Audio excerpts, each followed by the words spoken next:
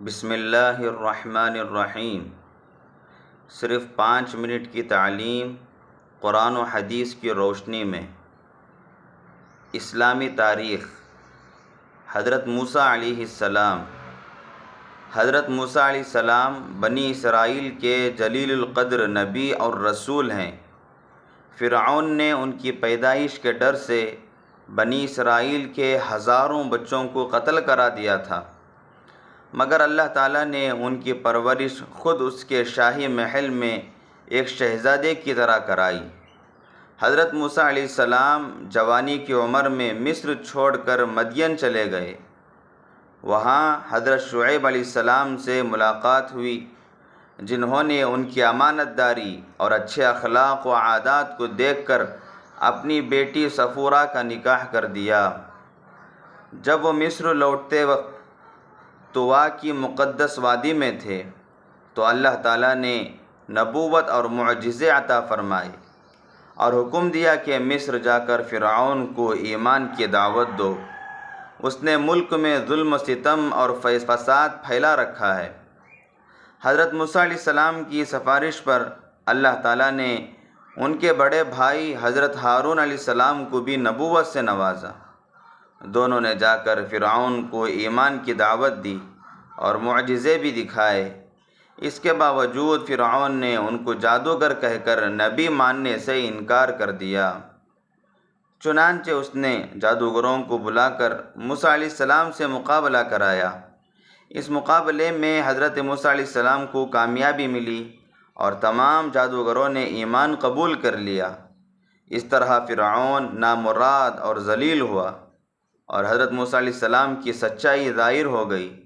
جب فرعون کا تکبر اور نافرمانی حد سے بڑھ گئی تو اللہ تعالیٰ نے دریا میں غرق کر دیا اور حضرت موسیٰ علیہ السلام اور ان کی قوم کو فرعون کے ظلم سے نجات دی۔ اللہ کی قدرت، دماغ کی بناوٹ اور حفاظت۔ اللہ تعالیٰ نے سوچنے اور سمجھنے کے لیے دماغ کو پیدا کیا ہے اور اس کی حفاظت کے لیے اس پر ایک باریک جھلی چڑھائی ہے، پھر جھلی اور دماغ کے درمیان بہنے والا مادہ پیدا فرما کر کھوپڑی کی مضبوط ہڈی میں فٹ کر دیا ہے تاکہ سردی، گرمی اور چوٹ وغیرہ کے اثر سے محفوظ رہ سکے۔ اس نازک دماغ کی حفاظت کے لیے اللہ تعالیٰ نے اپنی قدرت سے کیسا عجیب و غریب انتظام فرمایا ہے۔ ایک فرض کے بارے میں، بغیر وضو کے نماز نہیں ہوتی۔ رسول اللہ صلی اللہ علیہ وسلم نے فرمایا، اسلام میں اس شخص کا کوئی بھی حصہ نہیں جو نماز نہ پڑھتا ہو، اور بے وضو کی نماز نہیں ہوتی۔ ایک سنت کے بارے میں، کھانا کھانے کا سنت طریقہ: نمبر 1 دسترخوان بچھانا، نمبر 2 دونوں ہاتھ گٹوں تک دھونا اور نہ پوچھنا، نمبر 3 کھانے سے پہلے کی دعا پڑھنا، نمبر 4 سنت طریقے کے مطابق بیٹھنا، نمبر 5 دائیں ہاتھ سے کھانا، نمبر 6 اپنے سامنے سے کھانا، نمبر 7 3 انگلیوں سے کھانا، نمبر 8 ٹیک لگا کر نہ کھانا، نمبر 9 کھانے میں عیب نہ نکالنا، نمبر 10 اگر لقمہ ہاتھ سے گر جائے تو اٹھا کر کھا لینا، نمبر 11 بہت زیادہ گرم نہ کھانا، نمبر 12 برتن اور انگلیوں کو چاٹ کر صاف کرنا، نمبر 13 کھانے کے بعد کی دعا پڑھنا، نمبر 14 کھانے کے بعد ہاتھ دھونا اور کلی کرنا۔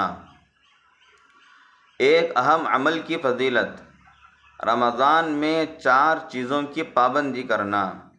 رسول اللہ صلی اللہ علیہ وسلم نے فرمایا، ماہ رمضان میں 4 چیزوں پر خوب عمل کیا کرو، کیونکہ 2 چیزوں سے اللہ راضی ہوں گے اور بقیہ 2 چیزوں سے تم بے نیاز نہیں ہو سکتے۔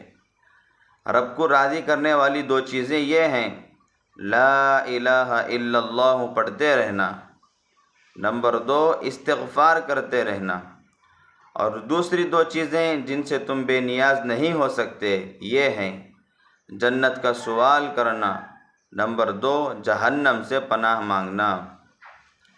ایک گناہ کے بارے میں سب سے بڑا گناہ۔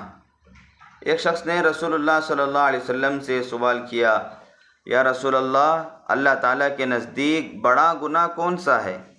آپ صلی اللہ علیہ وسلم نے فرمایا، تو اللہ کے ساتھ کسی کو شریک ٹھہرائے حالانکہ اس نے تجھ کو پیدا کیا ہے۔ اس نے پھر سوال کیا، اس کے بعد کون سا گناہ بڑا ہے؟ آپ صلی اللہ علیہ وسلم نے فرمایا، تو اپنی اولاد کو رزق کی تنگی کے ڈر سے مار ڈالے۔ اس نے پھر سوال کیا تو رسول اللہ صلی اللہ علیہ وسلم نے فرمایا، تیرا اپنی پڑوس کی عورتوں سے بدکاری کرنا۔ دنیا کے بارے میں حلال روزی کماؤ۔ رسول اللہ صلی اللہ علیہ وسلم نے فرمایا، روزی کو دور نہ سمجھو، کیونکہ کوئی آدمی اس وقت تک نہیں مر سکتا جب تک کہ جو روزی اس کے مقدر میں لکھ دی گئی ہے وہ اس کو نہ مل جائے۔ لہذا روزی حاصل کرنے میں بہتر طریقہ اختیار کرو، حلال روزی کماؤ اور حرام کو چھوڑ دو۔ آخرت کے بارے میں جہنم میں ہمیشہ کا عذاب۔ قرآن میں اللہ تعالیٰ فرماتا ہے، بلا شبہ جن لوگوں نے ہماری آیات و احکامات کا انکار کیا، عن قریب ہم ان کو ایک سخت آگ میں داخل کریں گے۔ وہاں ان کی مسلسل یہ حالت ہوگی کہ جب ایک دفعہ ان کی کھال جہنم میں جھلس جائے گی تو ہم پہلی کھال کی جگہ فوراً دوسری نئی کھال پیدا کر دیں گے تاکہ یہ لوگ عذاب کا مزہ چکھتے رہیں۔ طب نبوی سے علاج، بڑی بیماریوں سے حفاظت۔ رسول اللہ صلی اللہ علیہ وسلم نے فرمایا، جو شخص ہر مہینے 3 دن صبح کے وقت شہد کو چاٹے گا تو اسے کوئی بڑی بیماری نہیں لگے گی۔ قرآن کی نصیحت۔ قرآن میں اللہ تعالیٰ فرماتا ہے، اے ایمان والوں، تم سب پوری طرح اسلام میں داخل ہو جاؤ اور شیطان کے پیچھے مت چلو، یقیناً وہ تمہارا کھلا دشمن ہے۔ دعا فرمائیں کہ اللہ تعالیٰ ہم تمام کو سنی ہوئی باتوں پر عمل کی توفیق عطا فرمائیں۔ تمام ساتھیوں سے گزارش ہے کہ زیادہ سے زیادہ شیئر فرمائیں اور سبسکرائب کرنا نہ بھولیں۔ السلام علیکم ورحمۃ اللہ۔